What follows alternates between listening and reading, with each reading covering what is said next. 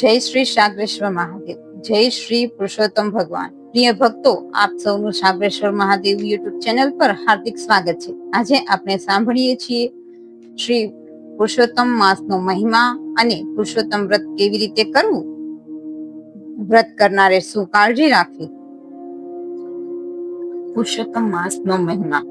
એક સમયે લક્ષ્મીજીએ લક્ષ્મીનાથને પૂછ્યું, હે નાથ, હે અંતર્યામી, જગત આધાર, હે મુક્તિના દાતા, હું જગતના જીવ માત્રના કલ્યાણ અર્થે એક વાત પૂછવા ઈચ્છું છું, તો કૃપા કરીને મારો સંશય ટાળો. મહર્ષિ વેદવ્યાસ અને અન્ય મુનિઓ કહે છે કે ગુરુએ જન્મમાં કાંઈ ન આપ્યું હોય તો આ જન્મમાં કંઈ પણ પ્રાપ્ત થતું નથી, પરંતુ આપેલું જ પ્રાપ્ત થાય છે. જેમ બંધ્યા નારી પોતાના પતિનો વંશ વિનાશ કરે છે, તેમ એક દાન નહીં આપનારનો જન્મ પણ નિર્થક જાય છે.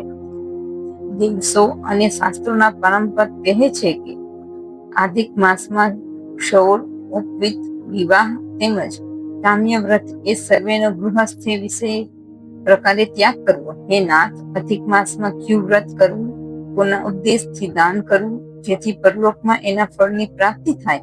ત્યારે ભગવાન શ્રી કૃષ્ણ બોલ્યા, હે દેવી, સર્વે લોકોના હિતાર્થે કહું છું તે શ્રવણ કરો. જેઓ બ્રાહ્મણોને દાન આપે છે તેઓ આ લોકમાં અથવા પરલોકમાં દાતા અને ભોગતા બને છે. અમૃત માસમાં મને ઉદ્દેશીને વ્રત કરવું, કારણ કે અધિક માસનો અધિષ્ઠાતા દેવ હું છું અને એ વખતે મારું નામ પુરુષોત્તમ છે. અધિક માસમાં જે મનુષ્યો મારા ઉદ્દેશ્યથી સ્નાન, દાન, જપ, હોમ, સ્વાધ્યાય, પિતૃ તર્પણ, દેવ પૂજા કે અન્ય જે કંઈ કરે તે સઘળું અક્ષય થાય છે.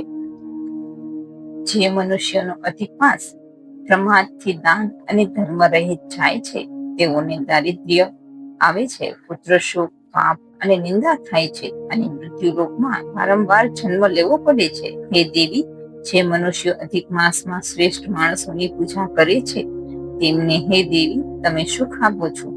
હે પ્રિય, જ્યારે અધિક માસ આવે ત્યારે પોતાનું કલ્યાણ ઈચ્છતા મનુષ્યોએ મહોત્સવ કરવો. હે દેવી, અધિક માસ કૃષ્ણ ચતુર્થી, નવમી અને અષ્ટમીના દિવસે પ્રાપ્ત સર્વ ઉપચારોથી આ પાપ નાશનભૂત કરવું. એ પુણ્યમય દિવસે પ્રાતઃકાળમાં ઉઠી સર્વે નિત્ય કર્મ કરી ભગવાન વાસુદેવનું સ્મરણ કરતા કરતા ઉપવાસ, નક્ત ભોજન અથવા તો એક ગુપ્તનો નિયમ લેવો.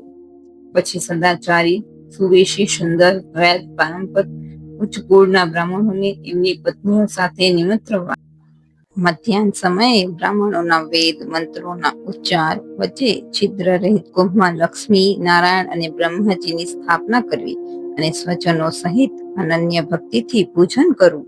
સુગંધિત જળથી અને પંચામૃતથી સ્નાન કરાવી ચંદન, પુષ્પ, ધૂપ, દીપ અને નૈવેદ્ય ધરાવવા. એમને શ્રેષ્ઠ પિત્ત વસ્ત્રો આપી ઘંટ અને મૃદંગના નાદ કરવા અને શંખધ્વનિ કરી કપૂર, અંતર અને ચંદનની આરતી ઉતારવી. પછી ત્રાંબાના પાત્રમાં જળ, ચંદન, અક્ષત, પુષ્પ, નારંગી, શ્રીફળ તેમજ અન્ય ફળો તથા પંચરત્ન નાખી એ પાત્રને ભાલ સુધી ઊંચું લઈ મારું અને બ્રાહ્મણનું સ્મરણ કરી પૃથ્વી પર ઘૂંટણ રાખી ભક્તિ અને શ્રદ્ધાથી સ્ત્રી પુરુષ બંને અર્ધ્ય આપવું. હે દેવોના દેવ, આપ મહાન દેવ છો. આપ જ જગતનું સર્જન અને વિસર્જન કરનાર છો. હે દેવ, મારા પર કૃપા કરી મારો અર્પેલો અર્થ ગ્રહણ કરો. હે સ્વયંભૂ, હે અનંત, આપ બ્રહ્મ છો અને અમિત તેજવાળા છો. હે અનંત, આપને તથા લક્ષ્મીજીને નમન કરો છો. મારા પર કૃપા કરો. આમ પ્રાર્થના કરી ભગવાન વિષ્ણુનું પૂજન કરવું. પછી લક્ષ્મી નારાયણનું સ્મરણ કરી પવિત્ર બ્રાહ્મણોની અને તેમની પત્નીઓની પૂજા કરવી. એમને કેસરનું અર્ચન કરવું અને વસ્ત્ર તથા અલંકાર અર્પણ કરવા. પછી એમના ભોજનની વ્યવસ્થા કરવી. એમને ઘીના મિષ્ટાન, દ્રાક્ષ, કોઠ, કેળા, શ્રીફળ, નારંગી, દાડમ, ઘીમાં તળેલા ઘઉંના પકવાન, સુવાળી, વડા, ઘેવર, રીંગણ, કાકડી, આદુ, મૂળા અને વિવિધ પ્રકારના શાક આદિ ભક્ષ્ય ભોજ્ય લેકઈ અને ચોષ્ય આદિ પદાર્થો પીરસી જળ પૂરિત્યા પાત્રો પાસે રાખી એમને મધુર વાણીથી કહેવું, હે ભૂદેવો, આપના માટે આ સ્વાદિષ્ટ ભોજન તૈયાર છે. આપની રુચિમાં આવે તે માંગી લેજો. આપના અનુરાહથી હું ધન્ય થયો છું. આપે મારું ઘર પવિત્ર કર્યું છે એમ પ્રાર્થના કરી એમને જમવાનું કહેવું. ભોજન પૂરું થાય ત્યારે એ સર્વને તાંબુલ અને દક્ષિણા આપી અન્ય દાન પણ એમને આપવા. કલ્યાણ ઈચ્છનારે દ્રવ્ય લોભ કરવો નહીં. પછી તેઓના હાથમાં મોદક આપી એમને સીમાડા સુધી વાળવા જવું. પછી સગા સંબંધીઓ સાથે ભોજન કરવું. હે પ્રિય, જે સ્ત્રી અધિક માસનું મારું વ્રત કરે છે એને દારિદ્ર્ય, પુત્ર શોક કે વૈધવ્ય આવતું નથી. એ પ્રમાણે પુરુષોએ પણ અધિક માસમાં વ્રત કરવું. હે દેવી, અધિક માસમાં જેઓ પરમ ભક્તિથી વિષ્ણુનું પૂજન કરતા નથી તેમને સુખ સંપત્તિ, સુહૃદ, સ્વજનો, પુત્રો આદિનું સુખ ક્યાંથી રહે? આમ ભવિષ્ય પુરાણોમાં વર્ણિત અધિક માસ વ્રત પૂર્ણ થયું. પુરુષોત્તમ માસનું પાવન વ્રત કેવી રીતે કરવું?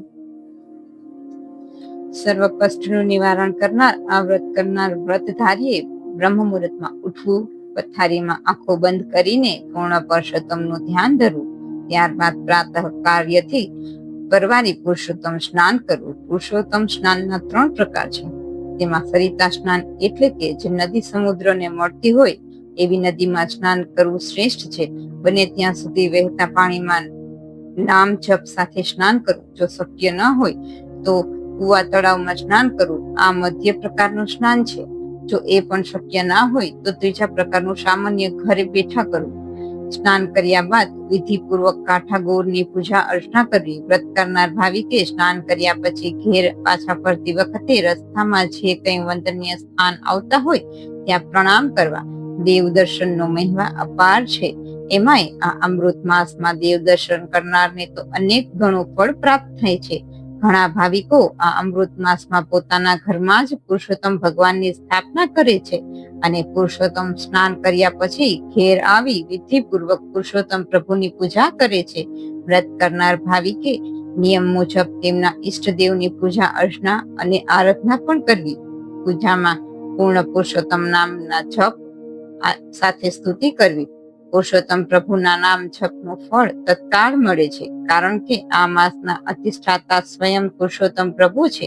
તેથી ભાવે કરીને શ્રદ્ધાપૂર્વક આરાધના કરવી. શ્રી પુરુષોત્તમ ભગવાનના નામ જપથી ચિત્તને શાંતિ મળે છે. શોક, તાપ, દ્વેષ દૂર થાય છે. ભાવિક કરતા પણ જપ તપ કરી શકે છે.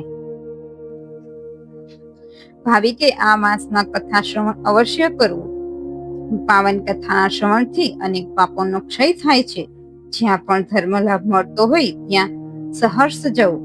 કથા શ્રવણથી પૂર્ણ પુરુષોત્તમ રાજી થાય છે. જે રીતે સ્નાનના 3 પ્રકાર છે એ રીતે વ્રત કરનાર માટે ભોજનના પણ 2 પ્રકાર છે. વ્રત કરનાર ભાવિકે બની શકે તો ઉપવાસ કરવો એ શ્રેષ્ઠ છે. ન બની શકે તો એકટાણું કરવું. એકટાણામાં સાત્વિક ભોજન લેવું. તામસી ભોજનથી દૂર રહેવું. વળી અસત્ય અને નિંદાથી દૂર રહેવું. અન્નદાન અને વસ્ત્રદાનનો મહિમા જાણી શક્તિ પ્રમાણે યોગ્ય પાત્રને દાન પુણ્ય કરવું. વ્રત કરનાર ભાવિક ભક્તે એક વાત ખાસ ધ્યાન રાખવી. જો ઘરમાં પુરુષોત્તમ પ્રભુની સ્થાપના કરી હોય તો આખો મહિનો ગાયના ઘીનો અખંડ દીવો કરવો. આ રીતે અખંડ દીવો રાખનાર ભાવિકના મનોરથ તત્કાળ સિદ્ધ થાય છે. હે માદ્રીમાં, ભવિષ્ય પુરાણનું વચન છે કે વ્રત કરનારે ક્ષમા, દયા, દાન, સુચિતા, સત્યવ્રતનું પાલન, નિર્ગ્રહ, સંતોષ અને અસત્ય વગેરેનું પાલન કરી વ્રતના દેવની પૂજા કરવી અને અગ્નિહોમ કરવો. મુનિવર વશિષ્ઠ અને કાત્યાયન ઉપવાસનું સ્વરૂપ વર્ણવતા કહે છે, પાપથી સંપૂર્ણ રીતે મુક્ત થયેલા મનુષ્યને ગુણોની સાથે વાસ છે અને જેમાં સર્વે ભોગોની વર્જના કરવામાં આવે છે એને ઉપવાસ કહેવાય છે.